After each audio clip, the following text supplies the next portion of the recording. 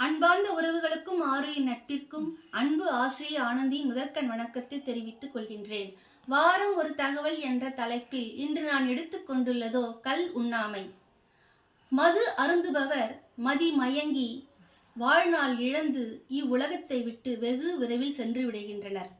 அலுவலகத்தில் அவரின் இடத்தை நிரப்ப பலர் வருவர். ஆனால் குடும்பத்தில் அன்பு தாய்க்கு மகனாக, அன்பு மனைவிக்கு கணவனாக, அன்பு குழந்தைகளுக்கு தந்தையாக அவரின் இடத்தை நிரப்புபவர் எவர்? அதனால் சிந்தியுங்கள் தோழர்களே. நம் தமிழ்நாட்டின் முதலமைச்சர் திரு ஜோசப் விஜய் அவர்களால் 717 மதுக்கடைகள் மூடப்பட்டு உள்ளன. எத்தனை ஆயிரம் கடைகள் மூடினால் என்ன? விவேகானந்தரின் கூற்று இங்கு நினைவிற்கு வருகின்றது. சட்டம் என்பது என்ன?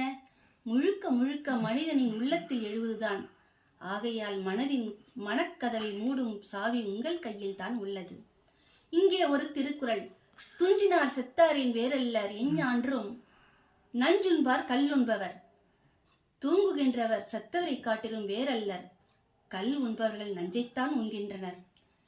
வேறொரு திருக்குறள். நான் என்னும் நல்லால் புறங்கொடுக்கும் கல் என்னும் பேனா பெருங்குற்றத்தார்க்கு. கல்லுண்டல் என்னும் பெருங்குற்றத்தை செய்பவர்கள் நாணமுடைய நல்ல பெண் தன் முகத்தை திருப்பிக் கொண்டு செல்வாள். ஆதலால் வெறுக்கத்தக்க மனிதர்களால்தான் இவ்வுலகத்தில் நீங்கள் உலாவுவீர்கள். மீண்டும் ஒரு முறை உங்கள் முன் நன்றியும் வணக்கத்தையும் தெரிவித்துக் கொண்டு விடைபெறுகின்றேன். நன்றி, வணக்கம்.